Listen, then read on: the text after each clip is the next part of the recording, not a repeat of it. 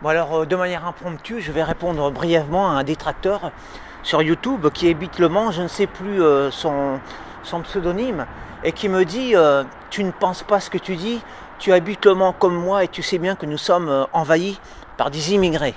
Voilà ce que me dit à peu près ce détracteur. Moi je vais répondre que d'abord je ne nie absolument pas le fait lorsque je vais à la CAF du Mans, donc à la caisse d'allocation familiale du Mans. Alors ça, je précise que c'est grâce à Daniel Conversano que je constate la chose, parce qu'avant j'étais une parfaite andouille et je ne remarquais pas ce genre d'évidence. Et en effet, parce que c'est Daniel Conversano qui m'a ouvert les yeux, en effet, lorsque je vais à la CAF, eh bien aujourd'hui je me rends compte, je m'amuse d'ailleurs à compter, à comptabiliser le nombre d'immigrés, c'est-à-dire de Noirs et d'Arabes, par rapport au nombre de Français. Effectivement, et parfois lorsque je vais avec ma compagne, à la CAF, eh bien, nous nous retrouvons quasiment les seuls blancs français de souche à la CAF. Alors, c'est un constat, c'est pas un reproche, c'est un constat, parce que je ne reproche pas aux immigrés d'être ici en France.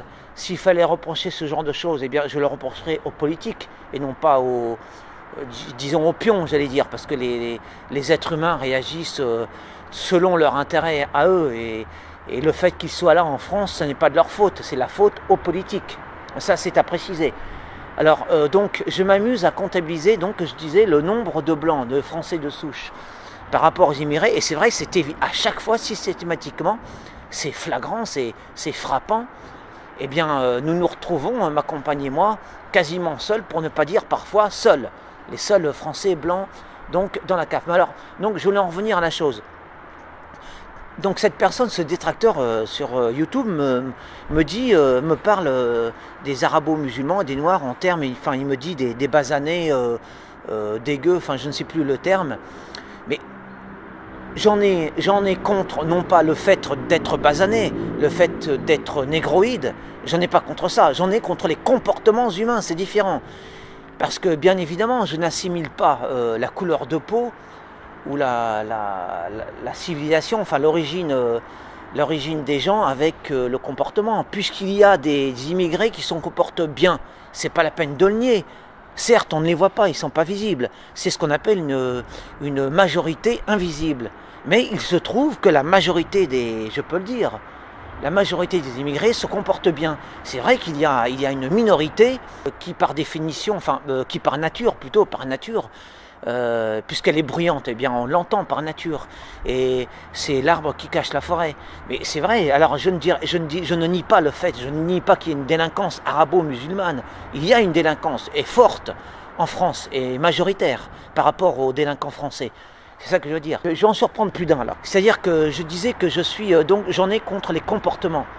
Les comportements à problème, et je dis qu'il faut châtier, qu'il faut punir, il faut sévir contre les mauvais comportements, contre la délinquance d'où qu'elle vienne.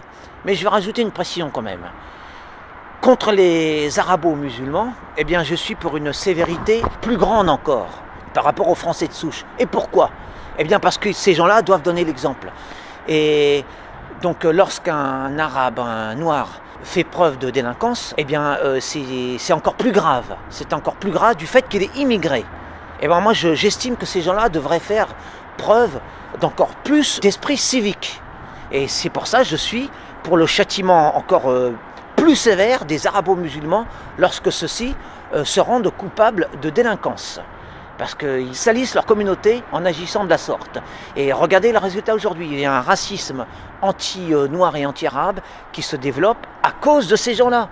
C'est pas la peine de le nier. Regardez, pourquoi il n'y a pas de racisme anti-asiatique, anti-chinois? Parce que les Chinois et les Asiatiques en général se comportent bien, ils s'intègrent bien en France. Donc nous n'avons aucune raison d'éprouver du racisme envers ces gens-là. Enfin, je parle des gens racistes. Parce que je comprends, attention, je comprends, même si je n'approuve pas le racisme, mais je peux comprendre qu'on puisse devenir raciste devant cet état de fait, lorsque nous avons des Arabes et des Noirs qui agissent de cette manière-là, de manière très visible. Ce sont des délinquants, et pas des petits délinquants, hein, vraiment des délinquants qui pourrissent la vie des Français qui les entourent.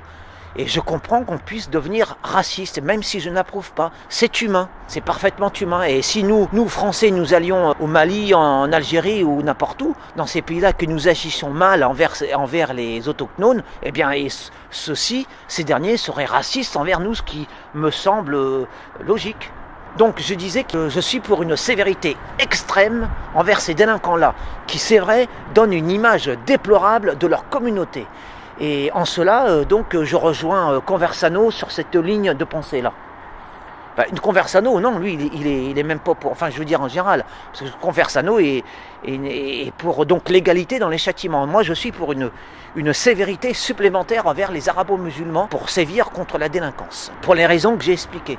Donc, j'en reviens donc à la CAF. C'est vrai, alors, j'ai constaté également et encore là, je ne mets pas tous les immigrés dans le même panier, mais c'est vrai, j'ai constaté des immigrés qui se comportaient à la CAF de manière lamentable, ils étaient agressifs et puis irrespectueux envers les employés de la CAF. Et ça, je trouve ça déplorable.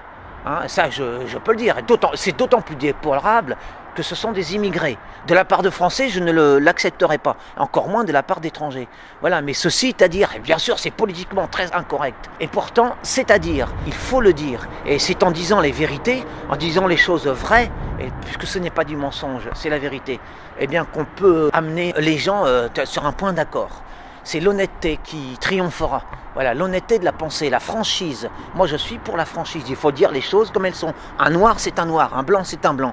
C'est pas ce qu'on appelle un non-blanc, un homme de couleur, etc. Ça, ce sont des termes édulcorés pour effacer les réalités, pour lisser les choses et les réalités.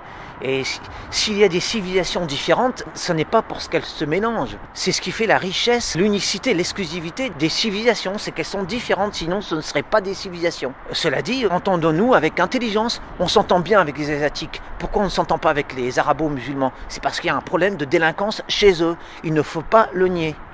En tout cas, moi, je ne le nie pas. Et c'est pour ça que je suis particulièrement apprécié des beaux esprits, parce que je dis les choses comme il faut qu'elles soient dites.